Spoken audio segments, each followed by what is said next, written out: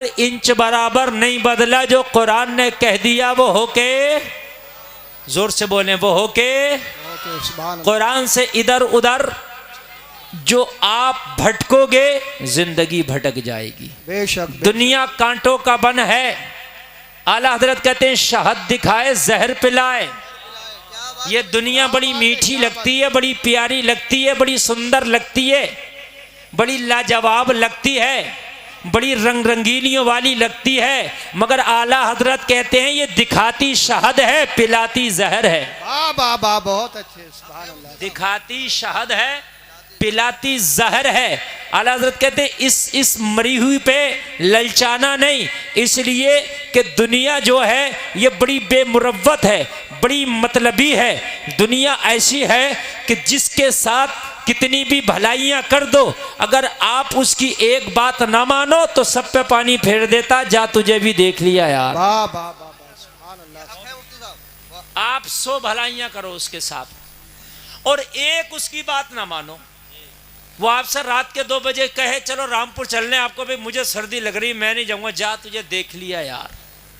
ये है दुनिया। क्या है ये दुनिया।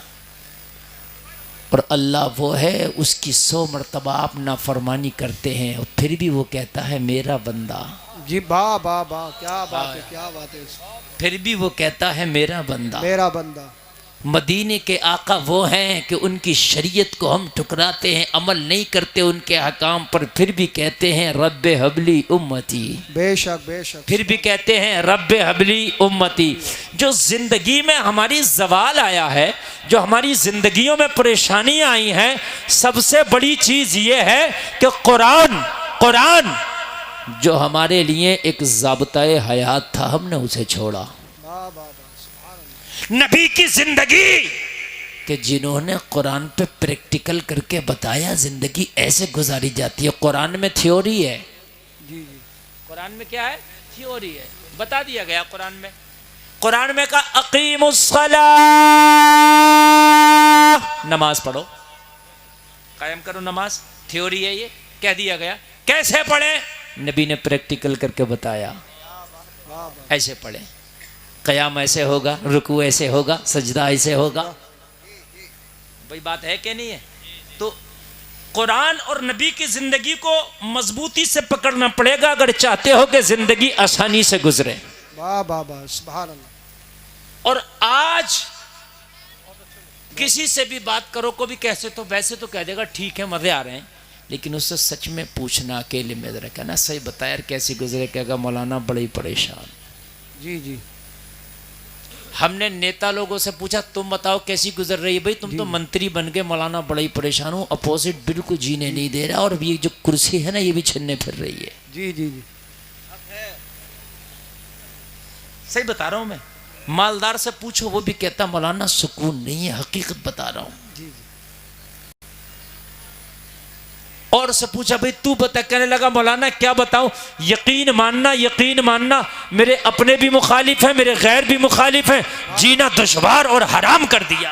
वाह वाह वाह, सुभान अल्लाह। मैंने डॉक्टर साहब से पूछा आप तो मजे में हो गए भाई, 2-2 हज़ार की फीस ले लेते हो, 1 मिनट देखते हो मरीज को नुस्खा लिखने का, और प्लस दवाई पे भी आपको मिलता है परसेंटेज, वो तो MRP पे दे देगा मेडिकल वाला, लेकिन उसका जो कमीशन मिलेगा वो आप पे फिर आता। अल्ट्रासाउंड कराएगा तो उसका भी आप पे आएगा, खून की जांच कराएगा, खून इसका निकलेगा, पैसा आपको मिलेगा रिटर्न। जी जी जी, मजे ही मजे हैं। तो डॉक्टर साहब ने कहा मौलाना बड़ा परेशान हूँ, नींद की गोलियां खा खा के सो रहा हूँ रात को। जी जी, हकीकत बात है मेरे भाई। ये सब कुछ हमने देखा यार, फिर सुकून कहाँ है? हमने देखा कि जिनके पास कुर्सियां उन्हें सुकून नहीं, जिनके पास जमींदारे उन्हें सुकून नहीं, जिनके पास मालदारी उन्हें सुकून नहीं, जिनके पास पैसा उन्हें सुकून नहीं, जिनके अकाउंट भरे पड़े उन्हें सुकून नहीं, जिन्होंने बड़ी बड़ी डिग्रियां कर ली उन्हें सुकून नहीं, जिनके पास बड़े बड़े पद हैं उन्हें सुकून नहीं, जिनके बड़े बड़े ओहदे उन्हें सुकून नहीं। तो यार सुकून है किधर? वाह वाह वाह, सुभान अल्लाह, सुभान अल्लाह, जिंदाबाद। हर आदमी सुकून देख रहा ना, हर आदमी सुकून ढूंढ रहा। ऑपरेटर साहब थोड़ा आवाज और बढ़ाएं और इसका बेस बढ़ाएं, आवाज भारी करें, मैं भी सुकून ढूंढ रहा हूं। जी जी, अच्छा मैक बोल रहा, बहुत अच्छा मैक बोल रहा, माशाल्लाह। तो हर आदमी सुकून चाहता है। आदमी घर में 1 करोड़ रुपए लगाता है, सुकून मिल जाए। बेहतरीन महंगी कार लाता है, सुकून मिल जाए। अरे बोलो है कि नहीं है? अच्छे कपड़े खरीदता है, सुकून मिल जाए। लेकिन फिर भी नहीं मिल रहा है कहां सुकून? जिससे कहो परेशान, जिससे कहो परेशान, जिससे कहो जितना बड़ा इतना ही परेशानी भी बड़ी। जी जी जी, सही बता रहा हूं मैं, जितना बड़ा उतनी परेशानी भी बड़ी। तकरीर शुरू हो गई, आप सुनना, इंशाल्लाह ईमान ताज़ा हो जाएगा। जी जी, आप कह रहे होंगे वक्त कम है, तो मेरे पास बहुत ही कम वक्त है। मुझे दिल्ली पहुंचना है और वहां से दिल्ली से मुझे अभी ऐसे कोहरे में 5 बजे सुबह दिल्ली पहुंचना है और वहां से मुझे फिर एमपी के लिए सफर करना है। अगला सफर वहां से तय होगा, तो इसलिए मुझे बहुत लंबा सफर दिख रहा है और कोहरे का आलम है। लेकिन मैं बहुत दिल से बोलना चाहता हूं, अगर आप दिल से सुनना चाहें तो बोलिए। सुनना चाहते हैं ना? बेशक, क्या बात। सुकून है कहाँ? हर आदमी सुकून के चक्कर में, तो कान खोल कर सुनने। घर में एसी लगाई, सुकून मिले। घर में गीजर लगाया, सुकून मिले। रंग रोगन कराया, सुकून मिले। टाइल्स लगाया, सुकून मिले। पत्थर लगाया, सुकून मिले। तूने हर काम बटन पे कर दिया, सुकून मिले। मगर जलसे में आने वाले सुकून नहीं है, इसलिए कि सुकून मिलेगा कुरान में, सुकून मिलेगा मुस्तफा की जिंदगी में। मैंने कुरान से पूछा, बता सुकून कहाँ है? तो कहा अला बिज़िक्रिल्लाहि तत्मइन्नुल कुलूब, दिलों का सुकून अल्लाह के जिक्र में है। नारे तकबीर, नारे रिसालत, बस लगे आला हज़रत। इश्क मोहब्बत, इश्क मोहब्बत, प्यार मोहब्बत, प्यार मोहब्बत, बस्ती बस्ती करिया करिया। हज़रत अल्लामा मुफ्ती गुलफाम रया रामपुरी, नारे हैदरी। कुरान कहता है दिलों का सुकून अल्लाह के जिक्र में है।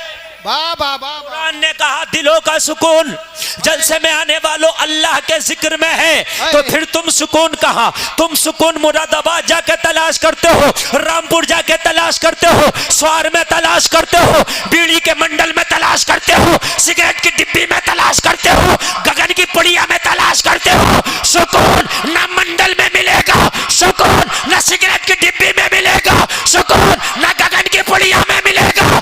सुकून अगर मिलेगा तो अल्लाह के जिक्र में मिलेगा। बाबा बा, जिंदाबाद जिंदाबाद। बहुत अच्छे मुफ्ती साहब, बहुत अच्छे, क्या बात है, जिंदाबाद। मैंने पूछा नहीं बेटा, नारा कम लगाना। जी जी जी, ठीक है, ठीक है, ये नेक काम तो ये भी कर देंगे माशाल्लाह। तवज्जो करें, तवज्जो करें, सुकून मिलेगा। अब सुने, सुकून अल्लाह के जिक्र में, ये कुरान ने कह दिया। इसके अलावा आप कहीं भी जाइए सुकून नहीं। इसलिए आदमी बेसुकूनी में ज्यादा है, डिप्रेशन में ज्यादा है। अभी एक रिपोर्ट आई है, बड़े बड़े डॉक्टरों ने एक रिपोर्ट दी है कि नौजवान तबका 25% डिप्रेशन में, और इसी वजह से नशे की जो वो तादाद है नशेड़ियों की बढ़ रही है। जब आदमी डिप्रेशन में जाता है तो सोचता है कि नशा करके शायद ये मेरा गम, मेरी टेंशन, मेरा डिप्रेशन हल्का होगा, मगर पता नहीं है जैसे ही नशा उतरेगा फिर नशे की लत लग जाएगी, एक अलग बीमारी शुरू हो जाएगी। मैंने पूछा आपके गांव में कितना वोट होगा, तो बताया हजरत तकरीबन 2700-2800। तो आदमी कम 5,000 होगी आबादी कम से कम, जब इतना वोट है तो, और इससे ऊपर ही होनी चाहिए आबादी। बात है कि नहीं है? तो आपके यहाँ 3 सुकून के सेंटर खुले हुए हैं। कितने? जोर से बोले यार। 3 सुकून के सेंटर हैं। 5,000 लोगों में कम से कम 3,000 लोग ऐसे होंगे या 2,500 लोग ऐसे होंगे जो उन सुकून के सेंटर में उन्हें जाना चाहिए रोजाना। 3 सेंटर हैं आपके यहाँ। जी जी। चौथा सेंटर तैयारी में है, सुकून वहां मिलेगा। मैंने पूछा आजम नवाज, उस सुकून सेंटर पे तेरे गांव से कितने लोग जाते हैं? कहा हजरत वही जगह एक ऐसी है जहां सबसे कम नजर आते हैं, बाकी हर जगह आपको चौराहे पर, आपको हर जगह मिल जाएंगे। अभी कोई साइकिल का नाच करने वाला आ जाए तो उसके भी भीड़ लगा के खत्म खड़े हो जाएंगे। जबकि साइकिल तुम्हारे दादा से चलती चली आ रही है, मगर फिर साइकिल का नाच देखने जा रहा, साइकिल का तमाशा देखने जा रहा। सुकून मिलेगा? सुकून नहीं मिलेगा। ये सुकून सेंटर अल्लाह का घर, खाना है खुदा, तेरे गांव की मस्जिद है। अगर सुकून चाहता है तो फजर की नमाज पढ़ने जा, दिन निकलने से पहले सुकून सेंटर में चला जा, अल्लाह से मुलाकात कर ले। जैसे ही नमाज पढ़ेगा दिन बाद में निकलेगा, सुकून पहले हासिल हो जाए। बाबा बाबा जिंदाबाद जिंदाबाद, बहुत अच्छे, दिन बाद बहुत में अच्छे, निकलेगा। जिंदाबाद। दिन बाद में निकलेगा, सुकून पहले हासिल हो जाएगा। अपने पहले। साथ जरा और बढ़ाइए, और बढ़ाइए आवाज, जी जी जी जी, और बहुत बढ़ाइए। अच्छे। दिन बाद में निकलेगा, दिन बाद में निकलेगा, सुकून पहले। अच्छा, फजर का वक्त ये सूरज निकलने के बाद भी तो रखा जा सकता था, सूरज निकलने से पहले ही क्यों? इसलिए रखा गया जी जी, कि ताकि बंदा नमाज पढ़े, दिन बाद में निकले, सुकून का इंतजाम पहले हो जाए। बेशक, क्या बात, दिन बाद में निकले, सुकून का इंतजाम पहले हो जाए। ये ईशा का टाइम एंड सोने के वक्त क्यों जी है? ईशा के बाद फिर बंदा सोता ही है। ये ईशा की नमाज इधर असर में हो जाती, मगरिब के आसपास हो जाती, जी जी, इसलिए कि ईशा पढ़ने के बाद जब सो जाए तो नींद में सुकून मिले। वाह वाह वाह, क्या बात। तो ये सब मत करो यार, ये इसका सेटिंग जरा कायदे से करो, बढ़िया ठोक ठाक के चलाओ। सुकून यहाँ है, सुकून। लेकिन सुबह फजर में देखना मुश्किल से 4, अरे बड़ी सर्दी है, रजाई को देखेगा कोहरे को, रजाई ऊपर डालेगा, बहुत सर्दी। और तुझे पता है अभी अगर इसका कोई काम हो तो इससे ज्यादा कोहरा हो, मोटरसाइकिल में किक मारेगा और ये नजर आ रहा होगा इधर नैनीताल के जंगलों में। क्यों भाई, अब कोहरा नहीं था? अरे मौलाना तुम्हें पता नहीं है, अगर जरा सा भी लेट हो जाता तो काम हाथ से निकल जाता। तुझे काम आया तो तू इधर स्वार के जंगलों में घूम रहा, तुझे न रात नजर आ रहा न दिन नजर आ रहा, लेकिन नमाज के लिए तुझे कोहरा दिखता है।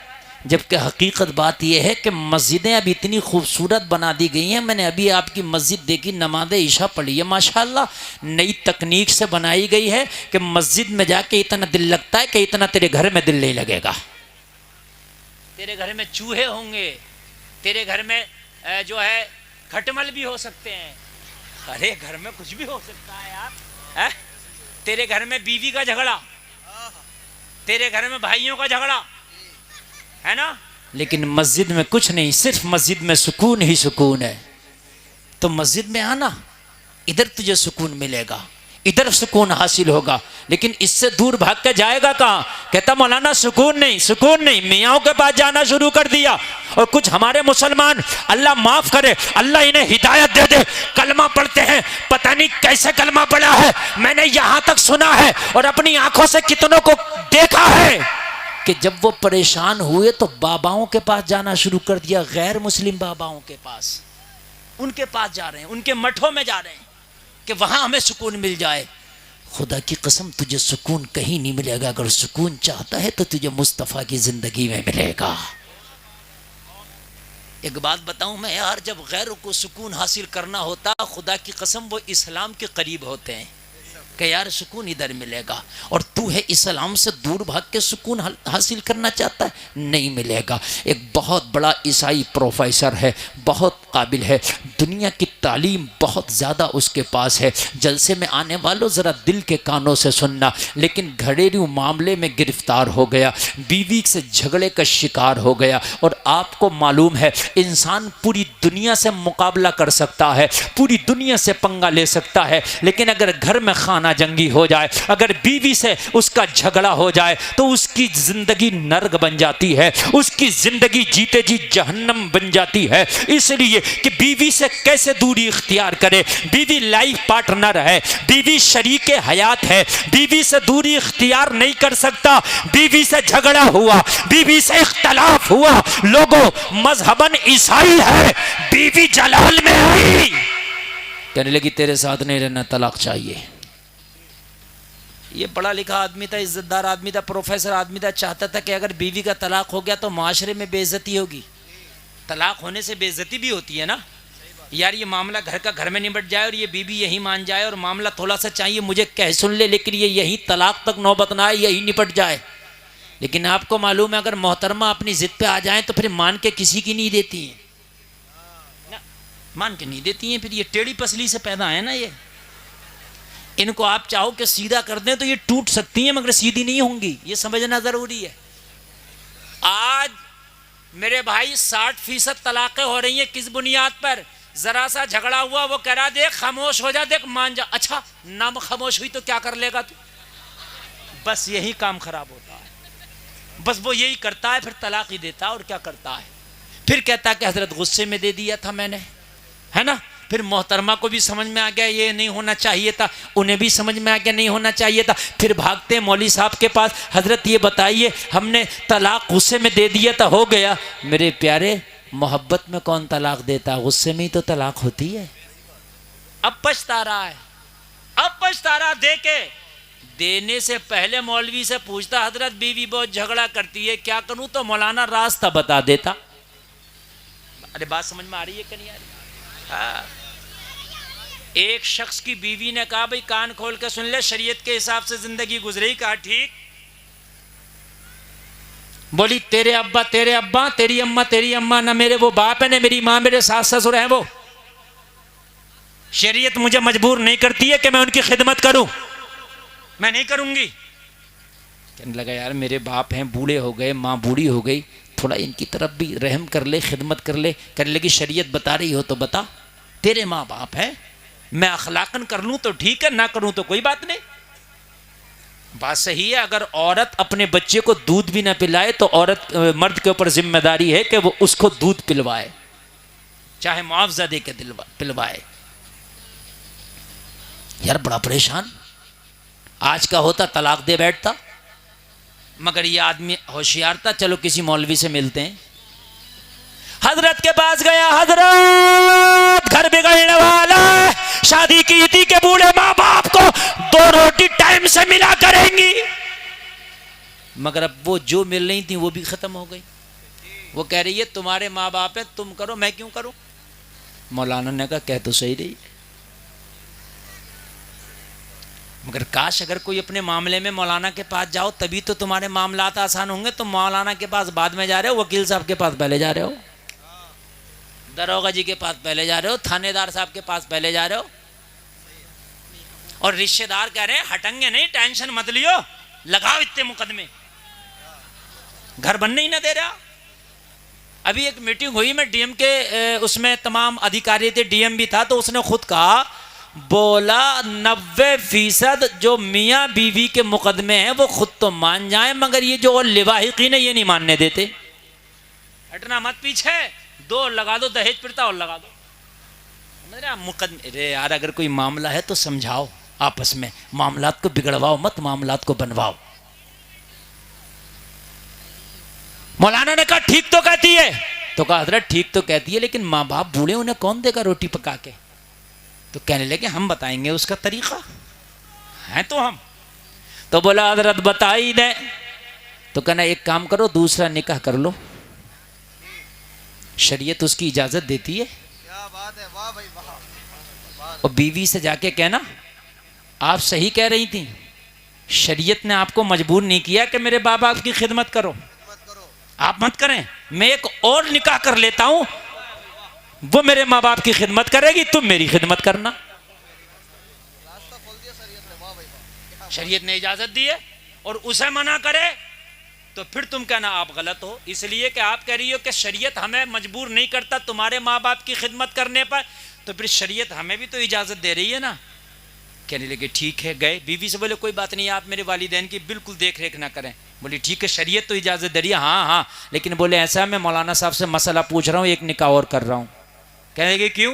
कहने लगे वो मेरे माँ बाप की खिदमत किया करेगी। कहने लगी मैं हट्टी कट्टी किस लिए हूं, मैं मर गई क्या? मैं हूं तो मुझे बताएं कब गर्म पानी होना, कब ठंडा पानी होना, कब खाना खिलाना, दूसरे निकाह की जरूरत क्या, मैं हूं ना। तो कहने लगे तुम तो पहले भी थी। तो कहने लगे हमें क्या पता, तुम्हें यह मसला भी मालूम हो जाएगा। शरीयत ने बड़ी आसान जिंदगी बताई है, समझ रहे हैं? शरीयत ने क्या किया, बड़ी आसान जिंदगी बताई है। तो प्रोफेसर साहब की बीवी ने कहा मुझे तलाक चाहिए। प्रोफेसर ने समझाया, मानने को तैयार नहीं। घर वालों ने समझाया, मानने को तैयार नहीं। रिश्तेदारों ने समझाया, मानने को तैयार नहीं। पड़ोसियों ने समझाया, मानने को तैयार नहीं। अईज़ा अक़रबा ने समझाया, मानने को तैयार नहीं। प्रोफेसर हार गया, परेशान हो गया, सर पकड़ के बैठ गया, यार क्या करूं, मेरी बीवी मानने को तैयार नहीं है। तलाक दे दिया, मुआशरे में बड़ी बेइज्जती होगी। तलाक दे दिया, कहीं मुंह दिखाने का नहीं रहूंगा। तलाक दे दिया, घर का घर बिगड़ जाएगा। तलाक दे दिया, छोटे छोटे बच्चों का क्या होगा। तलाक दे दिया, जिंदगी खराब हो जाएगी। तलाक दे दिया, सारा शिराजा बिगड़ जाएगा। हो तो क्या हो, लेकिन किसी को मानने को तैयार नहीं। घोड़े पे सवार थी, तलाक चाहिए, तलाक चाहिए। लोगों, प्रोफेसर है, लोगों पढ़ा लिखा है, लोगों काबिल है, लोगों एजुकेटेड है, मगर इसकी तालीम इसे बता ना सकी, इसकी पढ़ाई इसे बचा ना सकी, इसकी काबिलियत इसे बचा ना सकी। अब इसको नजर आया डूबते को तिनके का सहारा होता है। जब काबिलियत ने जवाब दे दिया, तालीम ने जवाब दे दिया, लोगों इसके मुआशरे ने जवाब दे दिया, तो इसके दिल में आया, मुसलमान कहता है कुरान में हर समस्या का समाधान है। चलो यार, किसी मुसलमान के पास चलते हैं, किसी आलिम कुरान के पास चलते हैं, किसी आलिम दीन के पास चलते हैं और जाकर के मालूम करेंगे कि कुरान में हर समस्या का समाधान है, हर परेशानी का हल है। तो ए आलिम कुरान ये बता कि ये मेरी समस्या कैसे दूर होगी। है ईसाई,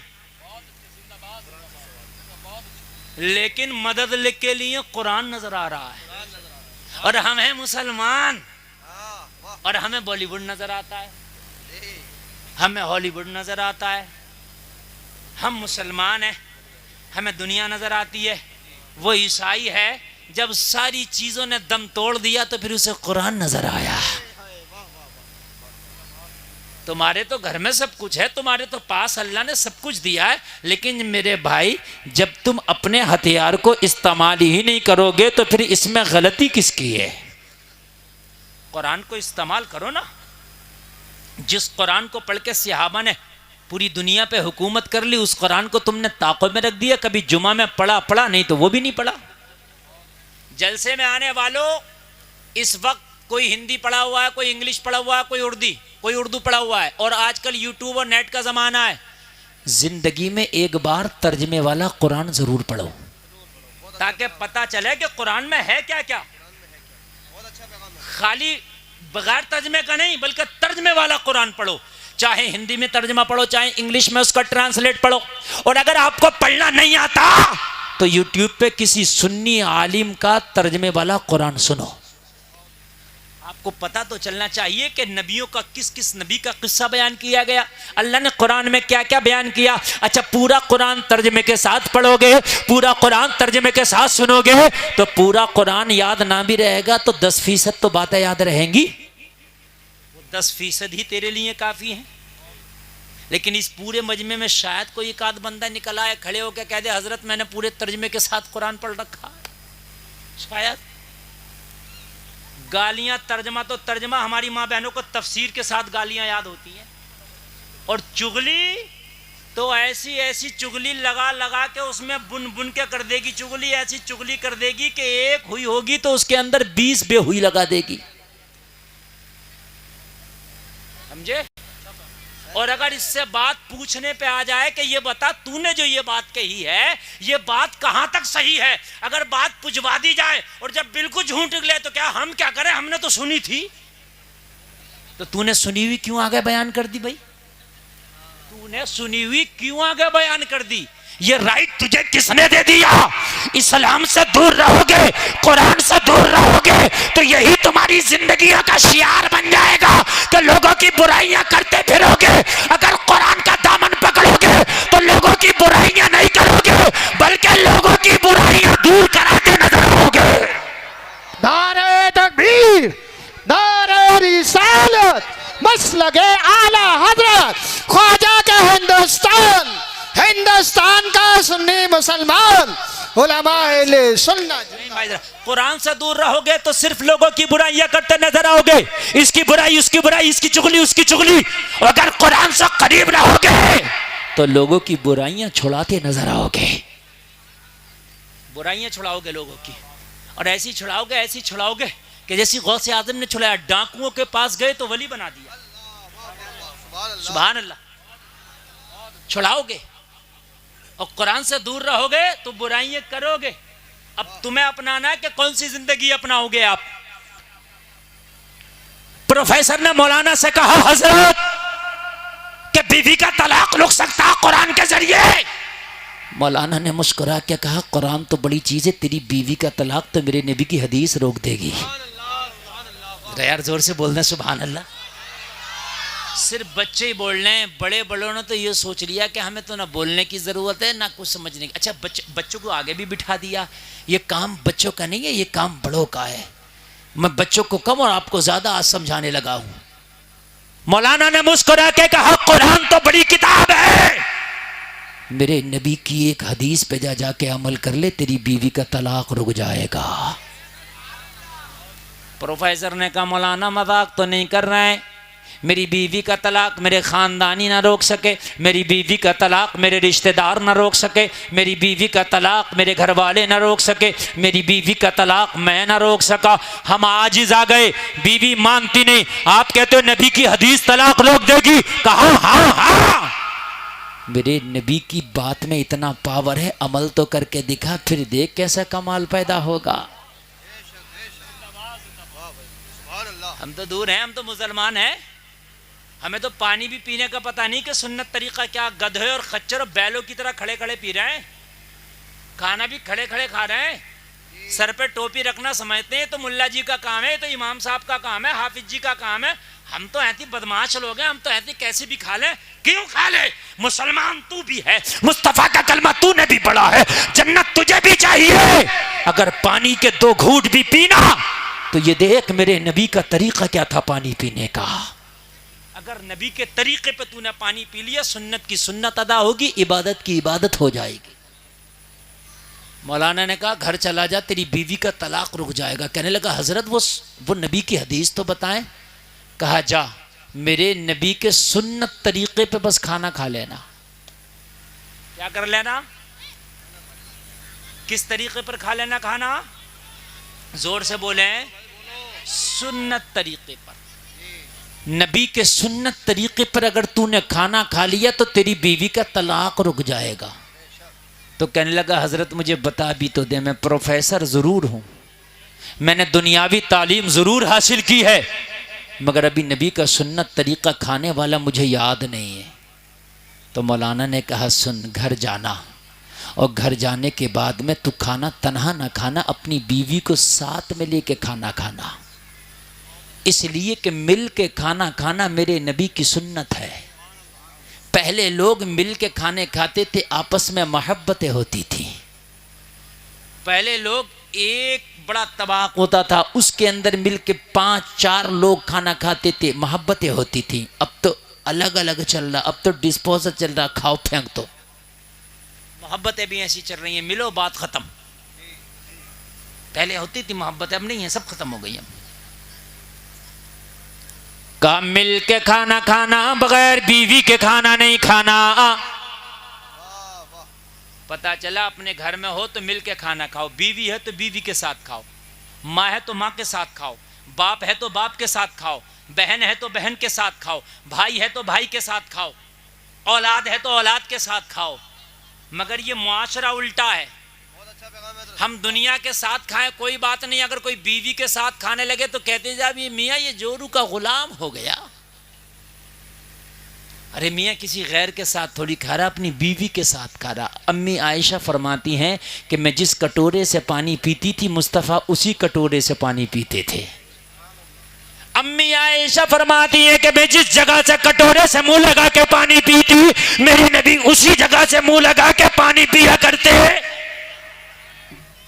अगर आज पी ले, चूंकि उल्टा है निजाम है ना, उल्टा हिसाब है। भाभी से मजाक कर रहा तो कोई कुछ नहीं कहेगा, सबकी आंखें फूट गई। कहो भाई ये क्या हो रहा है, ये क्यों इस औरत से मजाक कर रहा, तो पता क्या कहते हैं, अरे मौलाना यार हट जाओ, ये देवर भाभी है। तो जब पता नहीं है कि देवर भाभी की मजाक हराम है, जो जायज काम है उस पर उंगलियां उठ रही हैं। अगर कोई अपनी बीवी के साथ खाना खाने लगे तो मजाक बनाया जाता, मियाँ ये तो जोरू का गुलाम है, बगैर बीवी के खाना नहीं खाता, बीवी शर्म से खाना नहीं खाती, मजाक बनाया जाता है। शोहर अपनी बीवी के साथ चाहकर भी खाना नहीं खाता, मजाक बनाया जाता है। देवर भाभी से मजाक कर रहा तो लोग करें ये तो हक है इनका। निजामे मैं कदा को जिस तरह बिगड़ा है साकी, उन्हीं को जाम मिलता है जिन्हें पीना नहीं आता। मुझे जरा बताएं, इस्लाम ने सबसे हार्ड अगर पर्दा बताया है तो भाभी को देवर से बताया है, सबसे हार्ड पर्दा। बहनोई से साली का पर्दा सबसे हार्ड, लेकिन मुआशरे में सालियां भी मजाक कर रही हैं। सालियां की तो मजाक की बात छोड़ दें, दूल्हा मियां जिस दिन आए थे निकाह भी नहीं हुआ था, फूलों की डलिया लेके वहां गांव के पीपल्स खाने के रोड पे बाहर खड़ी हो गई थी दूल्हे का इस्तकबाल करने। मैंने कहा तुम क्या करने आई हो? कहा दूल्हे का इस्तकबाल करने आई है, पूरे मोहल्ले की लड़कियां आई हैं, हम तो डूबे हैं सनम, तुम्हें भी ले डूबेंगे, खुद तो डूब ही रही हैं। पूरे मोहल्ले की लड़कियों को जाके वहां खड़ा कर दिया। अच्छा कोई मना भी तो नहीं करता, कहते मैं लड़कियां इस्तकबाल करेंगी, तुम क्या मर गए? तुम इस्तकबाल करो ना। अरे लड़कों का इस्तकबाल, दूल्हे का इस्तकबाल लड़के करें, मर्द करें। अगर दुल्हन का इस्तकबाल लड़की करें तो कुछ समझ में भी आता है कि भाई दुल्हन का इस्तकबाल लड़की कर रही है, कोई बात नहीं है, समझ में भी आता है। लेकिन दूल्हे का करती हैं लड़कियां, अजीब मसला है। कहा सुन्नत के मुताबिक खाना खाना, कहा कैसे? कहा बीवी को साथ में लेके, सर ढाक के, दस्तरखान बिछा के। जो मोटी मोटी सुन्नत है ना खाने की बता दिया, जा तेरा तलाक रुक जाएगा। घर गया, बीवी ने देखा आ गया प्रोफेसर। कहा प्रोफेसर साहब तलाक कब देंगे? कहा 3 दिन की मोहलत दे दो। कहा 3 दिन के बाद? कहा 1 मिनट की मोहलत नहीं मांगूंगा, तेरे मुताबिक तुझे तलाक दे दूंगा। कहा जहाँ तेरे साथ इतने साल गुजारे हैं तो 3 दिन तो कांटों पे भी गुजार लूँगी, कोई बात नहीं, लेकिन 3 दिन के बाद कोई हीला बहाना नहीं चलेगा। हाय हाय, इसे क्या पता है आज मुस्तफ़ा की शरीयत पे ये भरोसा कर बैठा है। हाय हाय यार, आज एक ईसाई को कितना यकीन था मुस्तफ़ा की एक सुन्नत पर। और सुन्नत भी क्या, सिर्फ खाने की सुन्नत। जो कोई ऐसा नहीं है आप में मर्द औरतों में जो कोई भी खाना ना खाता हो। कुछ सुन्नतें ऐसी हैं कि हम उसको, अभी जिनकी शादी नहीं हुई तो शादी वाली सुन्नत उन्होंने नहीं अपनाई है अभी, लेकिन खाना तो हर आदमी दिन में 2-3 बार खाता है। कितनी आम सुन्नत है, मगर भरोसा कर बैठा। कहा 3 दिन? हाँ बस 3 दिन। कहा उसके बाद? कहा अगर तू चाहेगी तो तलाक दे दूंगा, रहना चाहेगी तो रख लूंगा। कहने लगी मुझे मंजूर है तेरी शर्त, 3 दिन मैं कांटों पे भी बिता लूंगी। 3 दिन के बाद तलाक चाहिए। कहा मंजूर है। बस खाना बनाया, दोपहर का वक्त था। कहने लगी प्रोफेसर खाना खा लो, अब तो 3 दिन की बात है, इन हाथों के बने हुए खाने बस 3 दिन तक मैसर है, उसके बाद नहीं मैसर है। प्रोफेसर ने कहा अब तो तलाक होना ही है 3 दिन, अब 3 दिन की तो बात ही है, एक काम करो ना पूरा खाना बना लो, हम साथ मिलके खाएंगे। 3 दिन के बाद पता नहीं तुम कहां और हम कहां।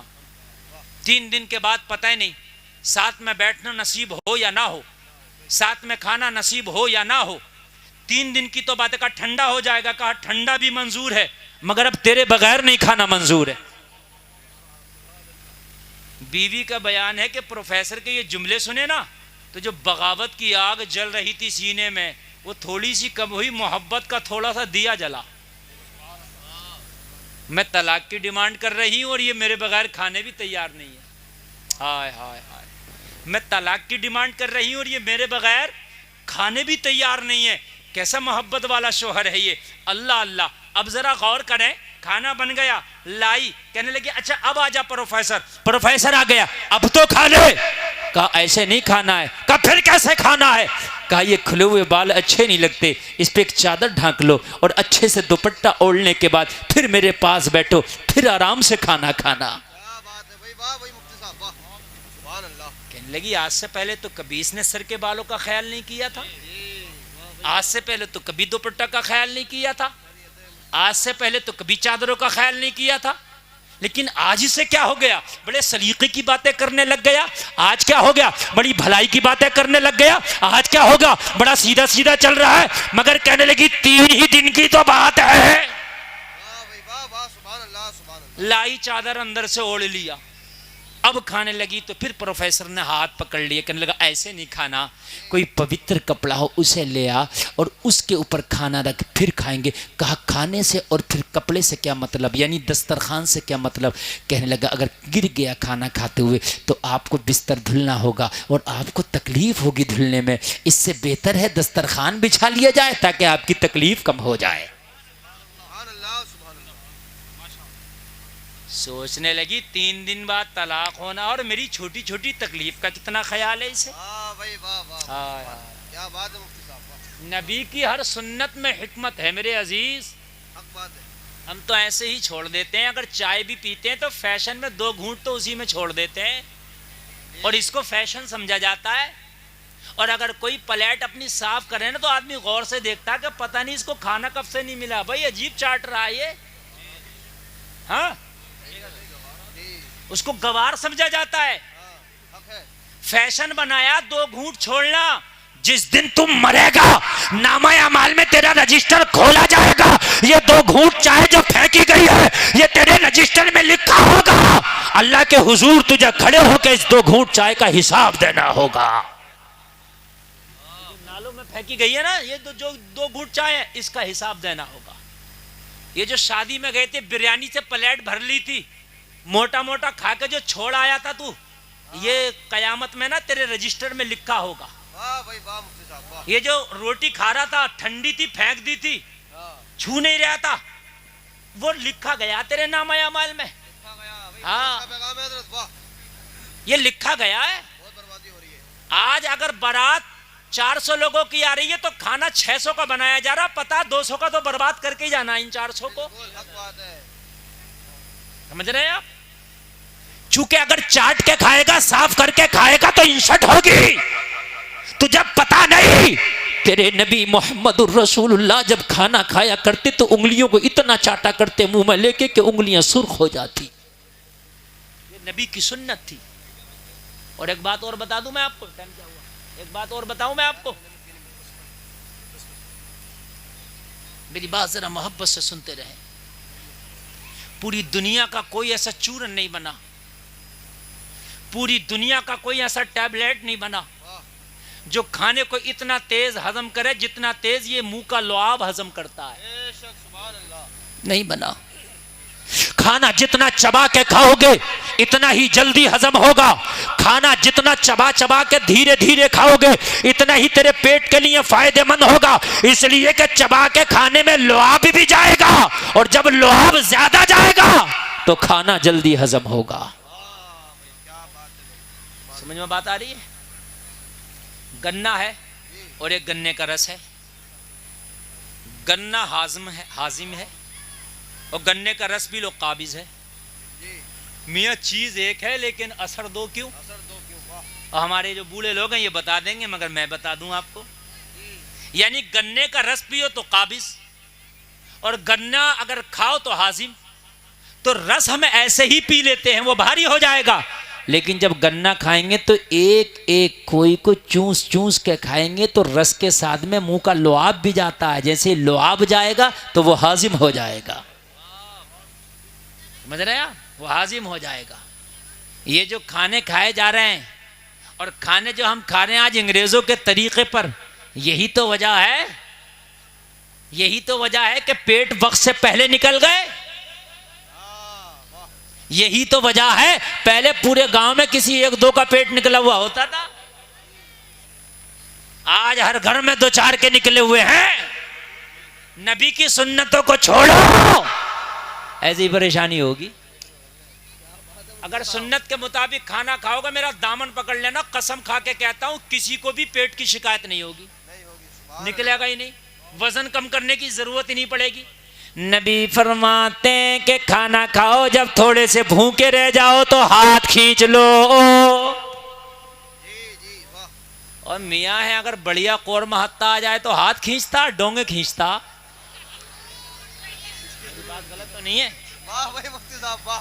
तवज्जो फरमाओ। वाह भाई, क्या मशवरा हो रहा है? नारे जब तकबीर। तकरीर होती है ना तो बात अकबर, बोले जोर से बोले नारे बहुत बहुत कर रहा गुजरता है। तकबीर। अल्लाह अकबर, नारे रिसालत। या रसूल अल्लाह, जिंदाबाद जिंदाबाद। अगर सही कोरमा हाथ लग जाए तो हाथ नहीं खींचता है, डोंगे खींचता है। डोंगे खींचता। हाँ मेरे अजीजों, ज्यादा खाना कमाल नहीं है, कम खा के हाथ खींच लेना ये कमाल है। ये रात को नींद भी सुकून से आएगी, वजन भी नहीं बढ़ेगा। अब खा उल्टा सीधा रहा, फिर वजन कम करने की दवाई खाना कि वजन कम हो जाए। सुन्नत को छोड़ोगे तो ऐसी परेशानी होगी। ये सुन्नत है, समझे आप? लेकिन कौन सुन्नत को अदा कर रहा मियाँ भाई? कौन देख रहा सुन्नत किधर है? जो हाथ लगा, जितना हाथ लगा, जैसे हाथ लगा खा लिया। पकौड़ी हाथ लगी, पकौड़ी उड़ा दी। फ्राई हाथ लगी, फ्राई नहीं छोड़ी। कौरमा हाथ लगा, वो भी बिरयानियां फाड़ दी। फिर कह रहा मौलाना एसिडिटी नहीं जा रही है, लीवर फैटी हो गया। खुदा की कसम मुस्तफा की सुन्नत पे तो आ। अगर तेरे मुकद्दर में बीमार होना होगा तो मैं कह नहीं सकता, लेकिन अगर मुस्तफा की सुन्नत के मुताबिक तूने खाना अपना लिया तो तेरी सेहत भी बनी रहेगी, इबादत भी तेरी बनी रहेगी। ओए, नारे तकबीर, सेहत भी लाजवाब, नारे रिसालत। दोनों चीजें लाजवाब।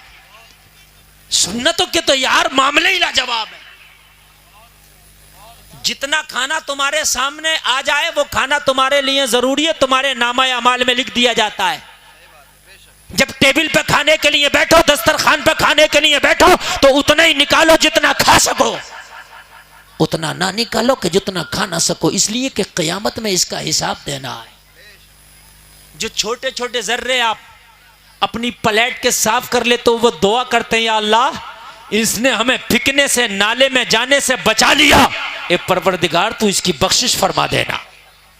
ये वो छोटे छोटे जर्रात दुआएं करते हैं। प्रोफेसर ने कहा दस्तरखान बिछा ले। लोगों, बीवी ने दस्तरखान भी बिछा लिया, अपने सर पे चादर भी रख लिया। अब जरा गौर करो, गौर करो। खाना खाने के लिए हाथ बढ़ाया तो प्रोफेसर का लोगों तरीका देखो। उसने सबसे पहले जो बीवी की प्लेट थी उसमें खाना निकाल के पेश किया। पहले आप तनावुल फरमाए, पहले आप खाना खाएं। बीवी देखती जा रही है, हैरत में पड़ गई। मैंने 3 दिन की डेट रख दी है, 3 दिन के बाद ये मुझे तलाक दे देगा, मुझे तलाक लेना है। लेकिन मोहब्बतों का आलम यह है कि मेरे बगैर खाने तैयार नहीं है, पहले मुझे खिला रहा है, बाद में खुद खा रहा है। अगर मैंने तलाक ले भी लिया तो हो सकता है इतना ख्याल करने वाला शोहर मिले या ना मिले, इतनी मुरव्वत करने वाला शोहर मिले या ना मिले, इतना ध्यान रखने वाला शोहर मिले या ना मिले। बीवी का बयान है, मैंने खाने का लुकमा तो खाया, मगर अंदर से मेरे दिल में जो मोहब्बत का दीप जला था मैं उसे बयान नहीं कर सकती। मेरा दिल मलामत कर रहा था, तू ऐसे शोहर को छोड़ने के लिए चली है कि जो तेरी छोटी छोटी बातों का इतना ख्याल करता है, जो तेरी छोटी छोटी बातों का इतना ख्याल रख रहा है, तू उससे तलाक चाहती है। बीवी का बयान है कि मुकम्मल खाना खा के ना निपटी थी, मेरा दिल भराया, आंखें नम हो गई। प्रोफेसर कहता है रोती क्यों है? कहने लगी रो इसलिए रही हूं, मैं कितनी बेवफा हूं। मैं आज तक तुझे समझ ना सकी, मैं आज तक तुझे पढ़ ना सकी। मैं अभी तक तो तुझे खुद गर्ज समझती थी, मैं अब तक तो तुझे आम इंसान समझती थी, लेकिन यकीनन तू मानवता की बहुत बड़ी मिसाल है। तुझे पता है 3 दिन के बाद तलाक होने वाला है, फिर भी मेरा इतना ख्याल तू कर रहा है। कसम खा के कहती हूँ जमाना कुछ भी कहे अब तलाक नहीं होगा। सुभान अल्लाह, सुभान अल्लाह। जमाना कुछ भी कहे अब तलाक नहीं होगा, जमाना कुछ भी कहे अब मुझे तलाक तुझसे नहीं चाहिए। अल्लाह अल्लाह, जलसे में आने वालों जरा गौर करना, कहा तलाक नहीं चाहिए, कहा अब तुझसे तलाक नहीं चाहिए, तेरे साथ रहना। प्रोफेसर खाना खा के निपटा और खाना खाने के बाद कह रहा था एक सुन्नत पे अमल कर लो तो होता तलाक रुक जाए, मुकम्मल मजहब इस्लाम पे अमल कर लो तो क्या क्या परेशानी ना रुक जाए। सुभान अल्लाह। अगर एक नबी की सुन्नत पे अमल कर लिया जाए तो होता तलाक रुक जाए। तलाक बहुत बड़ी बात है, बहुत बड़ी बात है मेरे अजीज, तलाक। और अगर मुकम्मल मजहब इस्लाम पे अमल कर लिया जाए तो क्या क्या ना रुक जाए। इसने अपने आप को तैयार किया, बीवी से कहा खाना अगर खा लिया हो तो फिर चलो। कहने लगी कहाँ चले? कहने लगा जिसने दोबारा ये जिंदगी जीना सिखाया है अब उसी के पास चलो। सुभान अल्लाह, सुभान अल्लाह। जिसने तेरे इस नफरत वाले दिल में मोहब्बतों के चिराग जलाए हैं उसी के पास चलो। बीवी कहने लगी अब कहाँ लेके जाना चाहता? शाम हुई है। कहने लगा मुझे नींद नहीं आएगी, चलना पड़ेगा। अब बीवी तो इतनी मोहब्बत करने लग गई। प्रोफेसर अगर रात को दिन बोले तो दिन कहे, अगर दिन को रात बोले तो रात कहे। बीवी ने कहा चल। दोनों खाना खा के फारिग हुए, दोनों चले। इस आलिम कुरान के पास जाके खड़ा हो गया, कहने लगा हजरत आपने नबी की एक सुन्नत बताई थी और कहा था तलाक रुक जाएगा, मेरी जिंदगी इसकी गवाह है। मैंने नबी की एक सुन्नत पे अमल किया, खुदा की कसम मेरा तलाक रुक गया। बीवी ने कसम खाई है कि आज के बाद तुझसे कभी तलाक का जिक्र नहीं करूंगी, मैं तुझसे कभी तलाक नहीं चाहूंगी, मैं तुझसे कभी तलाक नहीं मांगूंगी। हजरत एक सुन्नत पे अमल करने से बीवी का होता अगर तलाक रुक जाए तो मैं मुकम्मल मजहब इस्लाम को अपनाना चाहता हूँ। इस्लाम को अपनाने के लिए मुझे क्या करना पड़ेगा? तो मौलाना ने मुस्कुरा के बताया कुछ नहीं करना पड़ेगा, मुस्कुरा के तुझे कलमा पढ़ना पड़ेगा। वाह वाह वाह, सुभान अल्लाह, सुभान अल्लाह, जिंदाबाद। तुझे बहुत कलमा अच्छे। पढ़ना पड़ेगा। तू कलमा पढ़ ले तेरी जिंदगी मुस्कुराएगी, तू कलमा पढ़ ले तेरी कब्र में तेरी जिंदगी मुस्कुराएगी, तेरी कब्र रोशन हो जाएगी। तू कलमा पढ़ ले तेरी आखिरत की जिंदगी मुस्कुराएगी। तो कहने लगा अगर सिर्फ कलमा पढ़ना ही इस्लाम है तो फिर हाथ बढ़ा के मुझे कलमा पढ़ा दे। आलिम कुरान ने हाथ बढ़ाया, हाथ में हाथ लेके इसको कलमा पढ़ाना शुरू कर दिया। आलिम कुरान इसको कलमा पढ़ाता जा रहा है और ये कलमा पढ़ता जा रहा है और मुस्कुरा के ऐलान करता जा रहा है कौले मोहम्मद कौले खुदा, फरमान न बदला जाएगा, बदलेगा जमाना लाख मगर कुरान न बदला जाएगा। नारे तकबीर, नारे रिसालत, हाथ उठाकर नबी का झंडा लहराकर बोलिए नारे तकबीर, नारे रिसालत। बस लगे इश्क मोहब्बत, इश्क मोहब्बत। ख्वाजा का हिंदुस्तान, ख्वाजा का हिंदुस्तान, पीपल्स खाना का सुन्नी मुसलमान।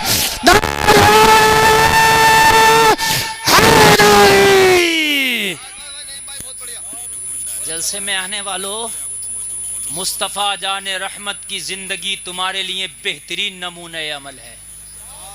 जलसे में आने वालों अपने घरों को जाओ तो कसम खा के जाओ कि अब अगर मुझे रात को अपने बिस्तर पे सोना भी है तो सोऊंगा, बाद में मुस्तफ़ा का सुन्नत तरीका पहले देखूंगा।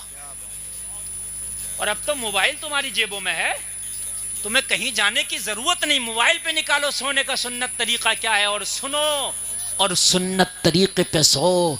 अगर खुदा की कसम सुन्नत तरीके पे सो के मर गए तो जन्नत के हकदार हो के उठाए जाओगे। दुनिया की बातों पे बहुत हमें यकीन है मगर खुदा की कसम मदीने वाले मुस्तफ़ा की बात पे जर्रा बराबर हमें यकीन नहीं, जर्रा बराबर भी उस पर अमल नहीं हमारा। एक बात बताओ, अगर हम बीमार होते हैं तो डॉक्टर के पास जाते हैं, अगर डॉक्टर ये कहते मीठा ना खाना तो चाहे काजू की बनी हुई कतली क्यों ना हो छोड़ देते हैं। बात है कि नहीं है?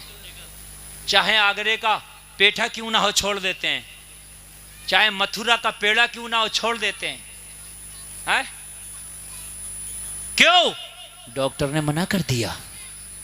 डॉक्टर से कहने से तूने 50 तरह का चीज छोड़ दिया, अल्लाह उसके रसूल के कहने से एक बार हराम छोड़ के देख। अगर जिंदगी में बहारें ना आ जाएं तो कहना ए बेटे बैठ जाए बच्चों, ए बैठो। देखो तुमने इनको ना यहाँ बीच में बिठा दिया, और जब तुम बच्चों को बीच में बिठाओगे ना तो ये बच्चे यही करेंगे जो कर रहे हैं, ये शोर मचाएंगे। ये बहुत ज़्यादा ख़तरनाक चीज़ है। ये बच्चे आपको मालूम नहीं है, ये अच्छों की हालत ख़राब कर देते हैं। इन बच्चों की तरबियत जो है बहुत ज़रूरी है। अच्छा, बच्चों से ज़्यादा मुझे बड़े लग रहे हैं। यहाँ की औरतें तो कम बोल रही हैं, मगर मर्द औरतों से ज़्यादा बोल रहे हैं। ऐसा लग रहा है जैसे शादी में कहीं खाना खाने आए। अच्छा, मैक की आवाज़ आप तक आ रही है कि नहीं आ रही है? पता नहीं कौन सा जादू पड़ के मैक वालों ने इसको बांध रखा, आवाज़ बिल्कुल मैक की बंधी हुई है। मैं इससे अगर मुंह ज़रा दूर कर रहा हूँ ना तो इसकी आवाज़ ही नहीं समझ में आ रही है कि आप तक जा रही है कि नहीं जा रही है। रात भी ऐसे ही मैक मिला था, और उन्हीं का भैया बंद बिल्कुल ये भी ऐसे ही मिला है। बढ़ा रहे हैं तो सीटी ले रहा, बस मैक वालों ने पता नहीं कौन सी एक नस पकड़ ली होती है, इनसे को बढ़ाओ तो ये सीटी दिला देते हैं। ठीक, ए नहीं, मैक बंद कर, बंद कर, बिल्कुल बंद है, नेम का बंद है, नेम का बंद है। हम दुनिया के कहने से दुनिया की चीज़ें छोड़ देते हैं। एक बार मुस्तफ़ा के कहने से मेरे भाइयों अपनी ज़िंदगी से ज़रा हराम निकालो, है ना। डॉक्टर कहता है ये दवा खाने से ये फ़ायदा, ये दवा खाने से ये फ़ायदा। मेरे नबी फरमाते हैं ये गुनाह छोड़ने से ये फ़ायदा और ये गुनाह छोड़ने से ये फ़ायदा। हाँ, आप झूठ छोड़ दो, आपके घर में बरकतें आ जाएंगी। हाँ, मुझे क्या है यार, तुम मुझे बताओगे, मुझे मालूम नहीं है। बोलिए सुभान अल्लाह। कोई मुस्तफ़ा जान रहमत सल्लल्लाहु ताला अलैहि वसल्लम की ज़िंदगी, बस यही मेरी तकरीर का उन्वान है। हदीस है नबी की, इसको कोई टाल नहीं सकता, कोई बदल नहीं सकता। कितनी भी बड़ी बीमारी हो, सदका कर दो, सदका करने से बीमारी टल जाती है। हम डॉक्टर को तो हज़ारों लाखों रुपए दे देंगे, लेकिन सदका करने के लिए हमारे पास पैसा नहीं है। सदका क्या है? सदका ये नहीं है कि मुर्गा ले दो, किसी को बकरा दे दो ना। सबसे बेहतर सदका है कि किसी गरीब को पैसा दे दो। उसे कपड़े की ज़रूरत होगी, कपड़ा ख़रीद लेगा। रज़ाई की ज़रूरत होगी, रज़ाई ख़रीद लेगा। कंबल की ज़रूरत होगी, कंबल ख़रीदेगा। राशन की ज़रूरत होगी, राशन ख़रीदेगा। तूने मुर्गा दिया, बकरा दिया तो सिर्फ गोश्त मिलेगा, पैसा दिया तो जो वो चाहेगा वो उसे हासिल हो जाएगा। भाई यही बात है कि नहीं? तो पैसा दे दो, सदका करने की आदत डालो। सदका ज़कात से अलग है। ज़कात सदक़े में नहीं है, ज़कात अलग है, सदका अलग है। सदका तो ये जब भी तुम्हारा दिल करे, जितना दिल करे किसी गरीब को दे दो। सदका करने से बीमारियां टल जाती हैं, ज़िंदगी आसान हो जाएगी। आज मैंने तकरीर का उन्वान ही ये बनाया है कि ज़िंदगी हार्ड है, परेशानी में, ज़िंदगी आसान कैसे हो। सुकून कहाँ मिलेगा? मैंने बताया कि तुम्हारे यहाँ सेंटर है, मस्जिद है, सुकून की जगह है। ये बीमारियां कैसे दूर हो? सुन्नत पे अमल करो, इंशाअल्लाह बीमारियां दूर होंगी। सदका करो, अगर बीमार होगे तो अल्लाह ने अगर चाहा तो सदका करने से बीमारी टल जाएगी। मिस्र का ना काहिरा, मिस्र की एक राजधानी है। मिस्र एक मुल्क है, उसकी काहिरा राजधानी है। वहाँ का एक बहुत अमीर शख्स जो कारखानों का, फैक्ट्रियों का मालिक, इत्तेफाक से हार्ट का बीमार हो गया। जब चेकअप कराने के लिए गया तो डॉक्टर ने कहा तू हार्ट का बीमार है, हार्ट का मरीज़ है, चंद दिन का मेहमान है। ये जो तेरे हार्ट में सुराख है ना, ये बढ़ जाएगा और तू एक दिन मर जाएगा। कहने लगा इसका कोई इलाज? कहने लगा अभी तक इसका कोई इलाज नहीं बना। परेशान घर आया, बच्चों ने पूछा बाप अफसरदा क्यों है? कहा डॉक्टर ने मेरी मरने की डेट फिक्स कर दी है। कहा बाप खामोश क्यों है? कहा डॉक्टर ने मेरे मरने की डेट फिक्स कर दी है, चंद दिन का मेहमान हूं, चंद दिन के बाद शायद तुम मेरी कब्र पे आया करो, शायद कब्र पे ना भी आया करो। इतना कह के रोने लगा। होगा क्या है? कहने लगा दिल में जो सुराख था वो बढ़ गया। डॉक्टर मना करता इसका कोई इलाज नहीं है। घर वालों ने कहा था तेरी फैक्ट्रियां किस दिन काम आएंगी, तेरे कारखाने किस दिन काम आएंगे? अभी तो काहिरा के हॉस्पिटल के डॉक्टर ने जवाब दिया है ना, इससे बड़ा भी हॉस्पिटल अभी बाकी है, तुझे अमेरिका लेकर के जाएंगे, वहां तेरा इलाज कराएंगे। क्यों परेशान होता है? वहां कोई ना कोई सूरत निकलेगी, वहां एडवांस टेक्नोलॉजी है, वहां निकलेगी। ले गए और वहां जाकर के इसको दिखाया। जैसे ही इसको दिखाया, चेकअप कराया, तो जो काहिरा के डॉक्टर ने बताया था सेम वही रिपोर्ट में आया। दिल में सुराख है, चंद दिन का मेहमान है। डॉक्टर ने जवाब दिया घर ले जाओ। नाउमीदी तो फिर बढ़ गई, गम में इजाफा हो गया। एक एक के गले से चिपक चिपक कर रोता था, लिपट लिपट कर रोता था। अगर डॉक्टर किसी को जवाब दे दे तो चंद दिन का मेहमान है, तो उससे पूछो कि इसके दिल पे क्या गुजरती होगी। घर आया, सारे मेहमान आए हुए थे खैरियत के लिए, अयादत के लिए। रो रहा था। किसी ने कहा क्यों रोता है? कहा वो जिंदगी की बहारें चली गई। कभी मेरे घर में मेहमान आते थे ना, तो बाजार जाके उनके नाश्ते और खाने का इंतजाम मैं ही किया करता था। वो बहारें चली गई। एक एक से पूछ रहा है कि मेरी कब्र पे आया करोगे, कि मेरे लिए कभी साले सवाब भी किया करोगे या भूल जाओगे?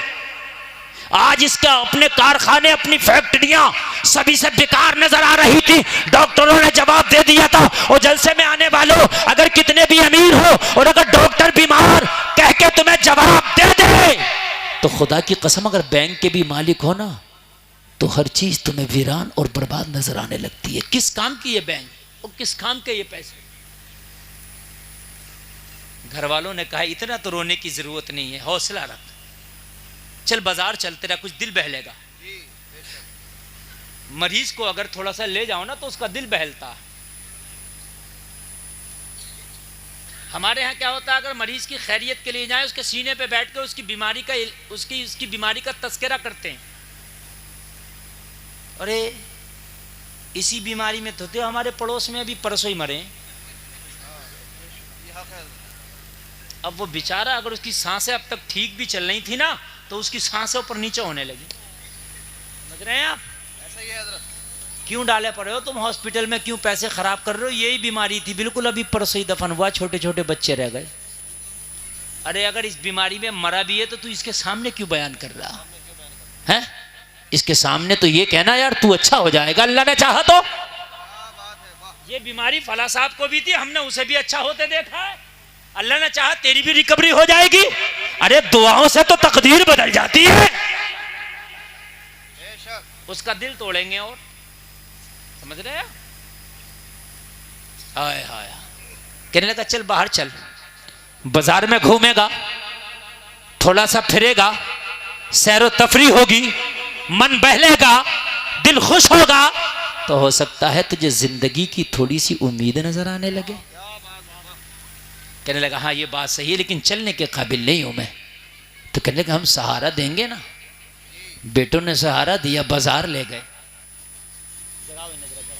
जगाओ जगाओ, सोना नहीं है, सोना बिल्कुल नहीं है। इसलिए आज का जो मजमा आप लोगों ने बनाया ना, बड़ा खराब बनाया है। बच्चे आगे बिल्कुल बिठा लिए और ये सुन के किसी की नहीं दे रहे। कोई किधर देख रहा है, कोई किधर लेटा है। देखो लाल बनियान वाला देखो कितने मजे ले रहा है। देखो देखो देखो देखो, मतलब ही नहीं है इनसे। ये बिरादरी से मतलब ही नहीं है। हदीस की बात चल रही है, कुरान की चल रही, इससे कोई मतलब नहीं है। समझ रहे हैं? इससे बड़ा डिस्टर्ब होता है। ये मैं बोल रहा हूँ जिगर गुर्दा है, ठीक है। मेरे बाद मुफ्ती साहब आएंगे, वो भी इस चीज को बताएंगे कि हाँ ये आपने गलत किया, डिस्टर्ब कर रहे हैं। या तो फिर बच्चे खामोशी से बैठे। चल बाजार चल, मार्केट चल, थोड़ा सैर तफरी करेगा, तेरा मन बहलेगा, चलो।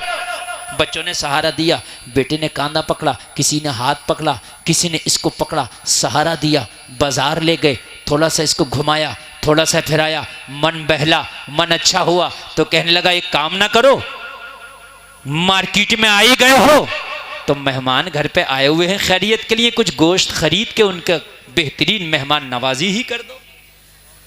जो अभी बिस्तर पे रो रहा था, घर से बाहर थोड़ा सा क्या निकला कि थोड़ा सा इसका दिमाग चेंज हुआ, माइंड बदला।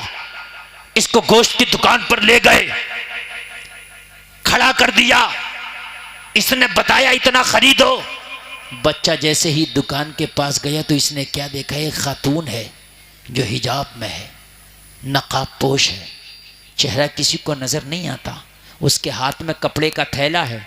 गोश्त वाले की दुकान के पास में जो पट्ठों वाला गोश्त वो कसाई काट के फेंक देता ना, वो उसको उठा उठा के अपने थैले में जमा कर रही है। ये बीमार था, तजस्सुस हुआ, जहन में ये सवाल पैदा हुआ, आखिरकार ये खातून क्या कर रही है?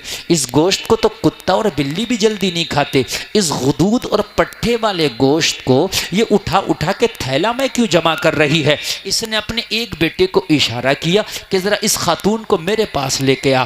बेटा उसके पास बुला के लाया। तुझे मेरा बीमार बाप बुलाता है। खातून ने कहा मुझसे क्या काम पड़ गया? कहा थोड़ा सा सुन ले, बीमार है, दिल टूटा हुआ है, मेरा बाप क्या मालूम तुझसे क्या पूछे। बाप के पास इस खातून ने अपने थैले को लिया, इसके बीमार बाप के पास जा खड़ी हुई। क्या चाहता है? उस बीमार ने कहा खातून मुझे इतना बता दे कि अपने कपड़े के थैले में ये खुदूद और पट्ठों वाला गोश्त जो तूने जमा किया है, इसके पीछे का राज क्या है? कि तूने कुत्ता पाल रखा है, कि तूने घर में बिल्ली पाल रखी है? खातून की आंख में आंसू आ गया, कहने लगी ए अमीर इंसान, मैं अपने बच्चे पालने से कासिर हूं तो मैं कुत्ता कहां से पालूंगी, मैं बिल्ली कहां से पालूंगी? हद तो यह है कि मुझसे खुद अपने बच्चे नहीं पाले जा रहा है, मैं अपने बच्चे पालने से कासिर हूं। ये तो अमीरों के शौक है कुत्ते और बिल्ली के, हम गरीबों के किस्मत में तो हमारे बच्चे ही अगर पल जाएं तो बड़ी बात है। तो कहने लगी फिर ये गोश्त क्यों जमा कर रही है? कहने लगी बात इतनी सी है कि रात मेरे बच्चे ना पड़ोसी के बच्चों के साथ खेल रहे थे, पड़ोसी के बच्चों ने खेलते खेलते मेरे बच्चों से जिक्र कर दिया आज हमारे यहाँ गोश्त का सालन बना था, बड़ा लजीज था। मेरे बच्चों ने कभी गोश्त का सालन खाया नहीं, मेरी गुर्बत उन्हें कभी गोश्त खिला ना सकी। मेरी गुर्बत ने तो उन्हें फाके दिए, या कभी सूखे टुकड़े या अमीरों के घरों के बर्तन साफ किए, जो बचा हुआ खाना बचा वो लेकर के आई, उसी से मेरे बच्चों की जिंदगी गुजरती है। मेरे बच्चों ने कभी ताजा गोश्त नहीं खाया। पड़ोस के बच्चों ने जिक्र कर दिया कि आज मेरा बाप ताज़ा गोश्त लाया था, वो सालन खाया है, भुना हुआ गोश्त खाया, बड़ा लजीज था। बच्चा बच्चा होता है, उन्हें नहीं पता कि माँ का असासा क्या है, उन्हें नहीं पता कि माँ की औकात क्या है। बच्चे घर में आए, माँ से जिद करने लगे, ओ माँ हमें भी भुना हुआ गोश्त चाहिए। मेरे नबी फरमाते हैं कि अगर तेरे घर में गोश्त बने ना तो अपनी हांडी में एक प्याला पानी ज्यादा डाल ताकि एक प्याला शोरबा अपने पड़ोसी को दे सके। अगर ऐसा ना कर सको तो ऐसे वक्त में खाना खाओ कि तेरे गरीब पड़ोस के बच्चे सो जाएं। खबरदार अपनी किसी भी चीज की नुमाइश ना करना। नबी फरमाते हैं किसी यतीम बच्चे के सामने अपने बच्चे को प्यार ना करना, उसे बात की याद आ गई दिल टूट जाएगा। किसी गरीब के सामने अपने माल की नुमाइश ना करना, उसे अपनी गुर्बत के दिन याद आ गए तो उसका दिल टूट जाएगा। हमारे अंदर तो आदत पड़ गई है नुमाइश और दिखावे करने की। बच्चों ने डिमांड की मुझसे, पूरी रात मेरे बच्चों ने मुझे सोने ना दिया। और बच्चा दुनिया का सबसे ताकतवर इंसान अपने बाप को समझता है और दुनिया की सबसे अमीर औरत अपनी मां को समझता है।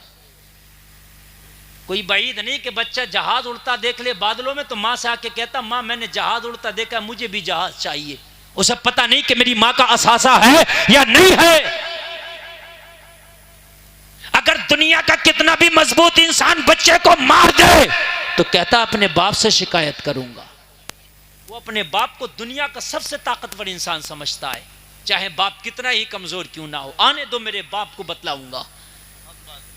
आंख में आंसू है इस अमीर को बता रही थी, मेरे बच्चों ने पूरी रात मुझे सोने न दिया। मां हमें गोश्त चाहिए, मां हमें गोश्त चाहिए। मैं कहां से अपने बच्चों को ताजा गोश्त खिलाती? मेरे घर में तो अक्सर चूल्हा ही नहीं जलता, मेरे घर में तो अक्सर बच्चे फाके से सोते, मेरे घर में तो अक्सर गरीब अमीरों के बर्तनों के जो साफ किए हुए खाने होते हैं ना, वो मेरे बच्चे खा के सो जाते हैं। रात इत्तेफाक से पूरी रात जिद में गुजार दी बच्चों ने। क्या करती मां, दिल पिघल गया। क्या करती? मां हूं, बच्चों की बात को टाला ना गया। मैंने बच्चों से बात की, बेटा सुबह तो होने दो। तेरी मां थैला लेके जाएगी, कुछ भी करे मगर तुम्हारे लिए भुने हुए गोश्त का इंतजाम करेगी। अपने गरीब बच्चों से वादा करके आई थी कि आज गोश्त जरूर खिलाऊंगी, लेकिन जैसे ही थैला लेके मैं घर से बाहर निकली तो खुददार थी, मैं किसी से भीख मांग न सकी।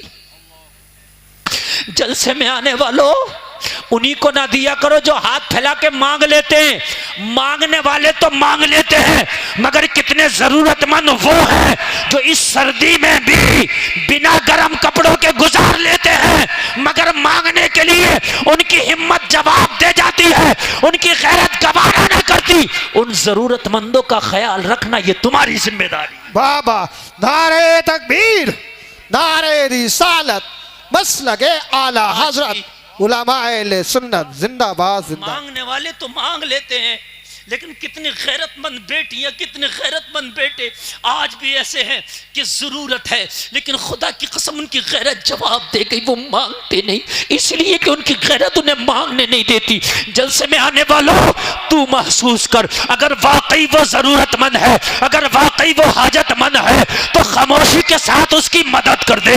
ऐसी मदद कर कि तू मदद करे तो दूसरे पड़ोसी को पता ना चल सके, एक हाथ से मदद करे दूसरे हाथ को पता ना चल सके। अल्लाह की कसम, यहां अगर तूने इसकी माल से मदद कर दी तो मैदान महशर में अल्लाह तेरे नामाए अमाल से मदद कर देगा। वाह बाबा, सुभान अल्लाह, सुभान अल्लाह। मदद कर। साहब आज जिंदाबाद। भी कितनी बेटियां तो ऐसी हैं जो दूसरे लड़कों से दोस्ती करके अपना खर्चा उन पर डालती हैं, लेकिन आज भी कुछ इज्जतदार बापू की इज्जतदार बेटियां ऐसी हैं, गरीब हैं, घर में जरी और कढ़ाई का काम करती हैं, सिलाई का काम करती हैं, हफ्ते में 200-250 रुपया कमाती हैं, मगर अपनी इज्जत को खुदा की कसम कहीं नीलाम नहीं करती हैं। 200-250 रुपया एक हफ्ते में कढ़ाई करती हैं, सूट काटती हैं, सिलाई करती हैं, लेकिन वो उसी 250 और 200 रुपया में अपना तन भी ढकती हैं, अपना पेट भी भरती हैं। वो गैरतमंद बाप की गैरतमंद बेटियां हैं, वो इज्जतदार जो है घरानों की इज्जतदार बेटियां हैं। अरे ऐसे घरानों का ख्याल किया करो, अगर कोई ऐसे गरीब है तो उनकी मदद कर दिया करो। नारे तकबीर, नारे तकबीर, नारे रिसालत, मसलके आला हजरत, हजरत अल्लामा मुफ्ती हम्माद रज़ा साहिब किबला, हजरत अल्लामा मुफ्ती हम्माद रज़ा साहिब मुरादाबादी। नारे तकबीर, नारे रिसालत, ख्वाजा के हिंदुस्तान पीपल्स थाने का सुन्नी मुसलमान नौजवान कमेटी, नारे हैदरी। आप हजरत इत्मीनान सुकून से बैठ जाइए, इंशाअल्लाह बहुत जल्दी हजरत की तकरीर होगी। बहुत अपनी अपनी जगह बैठ जाएं। माशाअल्लाह बहुत कामयाब आपका प्रोग्राम है। देखिए इधर मेरी जाने की तैयारी है, हजरत अल्लामा मुफ्ती हम्माद साहब क़िबला की आमद है। मेरे बाद आप कलाम सुनेंगे आदम नवाज साहब का, उसके फ़ौरन बाद आपको खिताब सुना। बहुत जल्दी मेरे भाई बैठ जाएं। देख रहे हैं आप, बहुत टॉप का बहुत कामयाब खतीब आ गया है, जिसकी तारीखें लेने के लिए महीनों महीनों लाइन में लगना पड़ता है। वो खतीब आदम नवाज साहब की निस्बत से यहाँ हाजिर आ गया है, तो आप इसकी कदर करें और मोहब्बत के साथ सुने। सारे लोग बैठ जाएं, बैठ जाएं। ओ चादर वाले बैठ जाए। पता नहीं किसी के 25 पैसे हटे हुए होते हैं, इसका पूरा रुपया ही गायब है। हाँ भाई सही, अल्लाह सलामत रखे, इसके सदक़े में बख्शिश फरमाए। अगर ये माजूर है तो ये जन्नती है, और इसके सदक़े में अल्लाह हमारी बख्शिश फरमाए। मुझे पता नहीं था, मैं इस चीज़ के लिए माजरत चाहता हूँ। तवज्जो फरमा, मेरी बात बिल्कुल आखिरी पड़ाव पे है, बिल्कुल आखिरी। 1.5 घंटा मैं बिल्कुल बोल चुका हूँ और मुझे बड़ा लंबा सफ़र करना है। और हमाद भाई हमारे बिल्कुल तशरीफ़ ले आए, आप चेहरे की ज़ियारत करें, मेरी आखिरी बात सुने। एक बार ज़रा कहते हैं सुभान अल्लाह। बात समझ में आ रही है कि नहीं आ रही है? नौजवान आ रही है ना? बिल्कुल समझ में। अल्लाह सलामत रखे, अमल की तौफीक अता फरमाए मेरा मौला। बस आखिरी बात सुने, आखिरी बात सुने। कहने लगी, अब मेरे बच्चों ने जो मुझसे डिमांड की है, तो मैं इस गोश्त को लेके जाऊंगी, इस पट्ठों को, इस गुदूद को जो खराब गोश्त होता है या तो गुदूद होते हैं या पट्टे होते हैं, आप जानते हैं वो खराब होते हैं ना। मैं इनको लेके जाऊंगी। जब मैंने हाथ फैला ना सकी, किसी से मांग ना सकी, गोश्त लेके जाना था, क्या करती? दुकान पे आई तो इससे भी मांगने की हिम्मत ना पड़ी। तो अंदर से मेरा ज़मीर बोला, ये जो फेंक रहा है इसे कुत्ते भी खाते हैं कि नहीं खाते हैं? जब कुत्ते खा के नहीं मरते तो तेरे बच्चे भी नहीं मरेंगे। इसको ले जा, इसको पका के खिला देना, तेरे बच्चों की कम से कम भूख खत्म हो जाएगी, तेरे बच्चों का तड़पना खत्म हो जाएगा। जलसे में आने वालों, उसी को ना दिया करो जो मांग लेता है, उसके बाद ख्याल किया करो जो मांग नहीं सकता। गैरतमंद है, बैठा है, खामोशी से मदद करो उसकी। और ये मदद ऐसी है, अल्लाह की कसम, मैदान महशर में तेरे लिए बख्शिश का जरिया बनेगी। तो पता ही समीर ने क्या जवाब दिया? कहने लगा, बहन इसको फेंक दे। ठीक है, तेरी सोच ठीक थी, जितने गोश्त तुझको लगे वो ले ले, अभी मैं पेमेंट कर देता हूं। फिर भी मना कर दिया, नहीं लूंगी। कहा क्यों? तेरे पास पैसा नहीं है इसलिए गुदूद और पट्टे वाला गोश्त उठाया, और जब मैं रकम देने के लिए तैयार हूं तो फिर भी मना करती है। कहने लगी, मेरे बच्चों ने अभी तक अच्छा गोश्त खाया नहीं है, आज पट्टे भून के खिला दूंगी, कल मांगेंगे तो फिर ले जाकर खिला दूंगी, लेकिन आज तूने अच्छा गोश्त अगर दिला दिया, बच्चों ने खा लिया, पहचान जाएंगे गोश्त ये होता है, अगर कल मेरे बच्चों ने डिमांड करी तो मैं कहाँ से खिलाऊंगी? अभी तक तो मेरे बच्चों ने खाया नहीं है, तो उन्हें पहचान भी नहीं है अच्छा क्या है और बुरा क्या है। भाई आपने कभी जिंदगी में गुलाब जामुन नहीं खाया हो, तो अगर गुलाब जामुन की जगह आपको कोई और मिठाई देके कह दिया जाए यही गुलाब जामुन आप खा लोगे इसलिए नहीं खाया, लेकिन जब एक बार खा लोगे तो जायका भी पता चल जाएगा, और उसका कलर कैसा होता है, उसकी शक्ल कैसी होती है, ये भी पता चल जाएगी। कहने लगी, मेरे बच्चों ने अच्छा गोश्त खाया नहीं, मैं पट्टे ले जाके गुदूद ले जाके खिला दूंगी तो इसी में राजी हो जाएंगे, फिर रोएंगे तो फिर खिला दूंगी, लेकिन अगर आज तूने अच्छा गोश्त दिला भी दिया, अगर कल मांगने लगे तो फिर ये गुदूद नहीं खाएंगे, मुझे भीख मांगना पर मजबूर होना पड़ेगा, और मैं नहीं चाहती किसी के आगे अपना हाथ फैलाऊं। यार क्या सोच है इस खातून की। इसने सोचा, डॉक्टर ने भी मेरी गिनती के दिन बता दिए और मेरी भी जिंदगी का क्या भरोसा। डॉक्टर ने तो बताया तू जिंदगी के आखिरी पड़ाव पे है। कहने लगा, बहन तू परेशान ना हो। हाय हाय, इसने भी अपने दिल को खोल दिया। बहन परेशान ना हो, आज भी ले जा, और जब जब तेरे बच्चे गोश्त की फरमाइश करे, तेरे घर में जरूरत महसूस हो, इसी दुकान पे आया करना, जरूरत के मुताबिक ले जाया करना। डॉक्टर ने मेरी जिंदगी तो चंद अय्याम बताए हैं, लेकिन जब तक मैं जिंदा रहूंगा हफ्ते के हफ्ते मैं हिसाब किया करूंगा, अगर मैं मर गया वसीयत कर दूंगा, मेरे बच्चे तेरे गोश्त का हिसाब कर दिया करेंगे। वाह वाह वाह वाह, क्या बहुत अच्छे। मेरे बच्चे तेरे गोश्त का हिसाब कर दिया करेंगे। और नबी फरमाते हैं, सदका करो, सदके से बीमारियां टल जाती। आखिरी बात सुन ले जरा। ये गोश्त लेके गई, कहने लगी अब ठीक है, अब ठीक है। लेके गई, इसने भूना, बनाया, दस्तरखान लगाया, दस्तरखान सजा। गरीब बच्चे जिन्होंने कभी लोगों बर्तनों के बचे हुए खाने खाए थे, जिन्होंने हांडियों के बचे हुए खाने खाए थे, लोगों वो बच्चे जिन्होंने खुश खाने खाए थे, वो बच्चे कि जिन्होंने लजीज खाने कभी खा ना सके थे, आज जब भुना हुआ गोश्त इनको दस्तरखान पे नजर आया, भुना हुआ गोश्त जब हलक के नीचे उतरा और उस गोश्त की लज्जत इन गरीब बच्चों को महसूस हुई, बच्चे मुस्कुरा के कहने लगे, माँ हम अल्लाह की बारगाह में दुआ करते हैं कि जिसने हमारे दस्तरखान पे ये लजीज ग़िज़ा का इंतजाम किया है, अल्लाह ताला उसकी जिंदगी में बहारें पैदा कर दे। बाबा, नारे तकबीर, नारे रिसालत, बस लगे आला हजरत हजरत अल्लामा मुफ्ती गुलफाम रजा। अल्लाह ताला उसकी जिंदगी में बहारें पैदा कर दे। इधर रोजाना बच्चे गोश्त खा रहे हैं, दुआ कर रहे हैं, इधर दुआ हो रही है, उधर अल्लाह का करम हो रहा, बीमार की दवा हो रही। बहुत अच्छे। डॉक्टर ने जो 2-3 महीना बताया था मरने का टाइम के इतने दिन में मर जाएगा, वो जो 2-3 महीना आया, मरा तो नहीं, बिस्तर से सही होकर खड़ा हो गया। सब हैरत में पड़ गए, क्या हो गया? तुझे तो कोई हमने नुस्खा भी नहीं खिलाया, दवा भी नहीं खिलाया, तुझे क्या हो गया? कहने लगा बिल्कुल फिट हूँ, मेरा हार्ट भी सही काम कर रहा है, मेरा किडनी भी सही काम कर रहा है, अब मेरे अंदर की जो ताकत है वो भी ठीक है, मेरा सांस भी ठीक है। कहने लगा फिर हो कैसे गया? कहने लगा ये तो मैं भी हैरान हूँ कि ये ठीक हो कैसे गया। चलो चेकअप ना करा ले। चेकअप कराने के लिए अमेरिका के उसी डॉक्टर के पास गए जिसने चंद महीने पहले चेकअप करके कहा था ले जाओ। अच्छा, डॉक्टर के पास रोजाना सैकड़ों मरीज आते हैं तो सब तक का तो चेहरा याद नहीं रहता ना। हम रोजाना हजारों लोगों में बोल रहे हैं तो सबको तो हम नहीं पहचानेंगे ना। तो अब ये कई महीने के बाद जब पहुंचा डॉक्टर के साथ मेरा इलाज होना है और साहब मेरा चेकअप कीजिए, तो डॉक्टर ने चेकअप कहा घर चले जाओ। तो कहा भाई तूने इसके अलावा अपनी डिग्री में कुछ सीखा कि नहीं सीखा? घर चले जाओ। 3 महीने पहले आया था तब भी घर चले जाओ, 3 महीने बाद आया तब भी घर चले जाओ। इसके अलावा तूने कुछ पढ़ा क्या नहीं पढ़ा?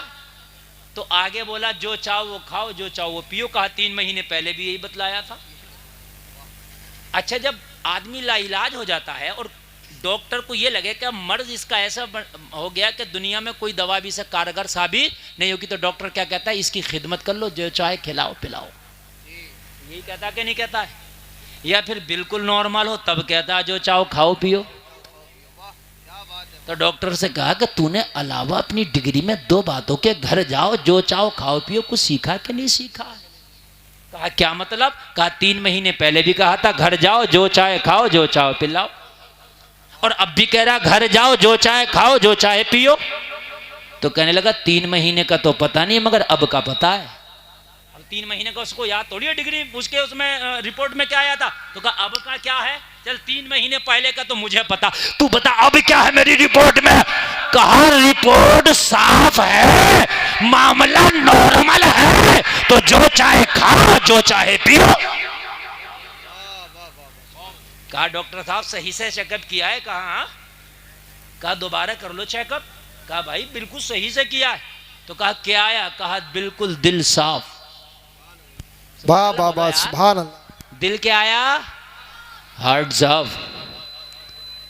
इसने कहा नहीं साफ नहीं है, सुराख है। कहा नहीं बिल्कुल साफ है। कहा नहीं सुराख है। कहा साफ है। डॉक्टर जलाल में आ गया, कहने लगा डॉक्टर मैं हूं कि तू? मैं कह रहा हूं साफ है तो जाना। तो इसने पहली वाली रिपोर्ट निकाली। वो पहली वाली रिपोर्ट निकाल के बोला डॉक्टर साहब ये भी आप ही की है। डॉक्टर ने देखा, एक में साफ, एक में सुराख, एक में साफ, एक में सुराख। हैरत में पड़ गया, माथा घूम गया, रिपोर्ट रख दिया, माथा पकड़ के बैठ गया। कहने लगा 3 महीना पहली रिपोर्ट बता रही है दुनिया में कोई दवा ना बनी जो तुझे सही कर सके, और अभी की रिपोर्ट बता रही है कि तेरे दिल में कभी कोई मर्ज ही नहीं लगा था। ये तो बता कि ये कमाल हो कैसे गया? ये किसका नुस्खा खा के आया है, किसका इलाज करके आया है? तो ये मरीज मुस्कुरा के बोला अब किसी दुनियादार का नुस्खा नहीं खाया, मदीने की मोहम्मद रसूलुल्लाह का नुस्खा खा के आया। कहने लगा कौन सा? कहने लगा मेरे नबी फरमाते हैं सदका करो बीमारी टल जाएगी। मैंने गरीब खातून के बच्चों के खाने का क्या इंतजाम किया, उसी दिन से दिन ब दिन मुझे सेहत में इजाफा होने लगा। और एक दिन ऐसा हुआ कि मैंने सही महसूस किया, और आज मैं ही सही महसूस नहीं कर रहा हूँ, तेरी रिपोर्ट भी सही बता रही है, तू भी सही बता रहा है, जमाना मुझे सही बता रहा है। तो डॉक्टर कह रहा था दुनिया की सारी हिकमत मोहम्मद रसूलुल्लाह के एक हुक्म के सामने फेल है। जहां से दुनिया की पावर खत्म होती है वहां से मदीने वाले की पावर शुरू होती है। बाबा नारे तकबीर, नारे रिसालत, नारे रिसालत, बस लगे आला हजरत उलमाए सुन्नत जिंदाबाद जिंदाबाद। डॉक्टर कहने लगा आज मुझे भी भरोसा हो गया, आज मुझे भी यकीन हो गया, डॉक्टरी सब कुछ नहीं है, हिकमत सब कुछ नहीं है। जहां पर डॉक्टरी जवाब दे जाए, जहां पर हिकमत जवाब दे जाए, जहां पर नुस्खे जवाब दे जाए, जहां पर दवाइयां जवाब दे जाए, वहां कोई ताकत है जो वो काम आती है, और वो ताकत है मदीने वाले मुस्तफ़ा की ताकत। तभी तो बरेली से आवाज आई थी। क्या आवाज आई? जलसा में आने वालों, आला हजरत बोले थे जिसके तलवे का धोबन है आबे हयात है वो जाने मसीहा हमारा नहीं। वाह वाह वाह, सुभान अल्लाह सुभान अल्लाह। अल्लाह ताला हमें शरीयत मुस्तफ़ा पे अमल की तौफीक अता फरमाए। लोगों, आमीन। मुस्तफ़ा की ज़िंदगी हमारे लिए बेहतरीन नमूना अमल है। लोगों, नबी के लाइफ स्टाइल को अपनाओ, नबी के तर्ज ज़िंदगी को अपनाओ, नबी की ज़िंदगी के तरीक़े को अपनाओ, मुस्तफ़ा की सुन्नतों को सीख लो। इंशाअल्लाह ज़िंदगी में बहारें आ जाएंगी, इंशाअल्लाह ज़िंदगी में आसानियाँ पैदा हो जाएंगी। मेरा मौला, कहने सुनने में कोई ख़ता हुई है तौबा करता हूँ, माफ़ फरमाए। कलमा शरीफ पढ़ें, ला इलाहा इल्लल्लाह मुहम्मदुर रसूलुल्लाह। इस्लाम जिंदाबाद। व मा अलैना इल्लल बलाग। अस्सलामु अलैकुम।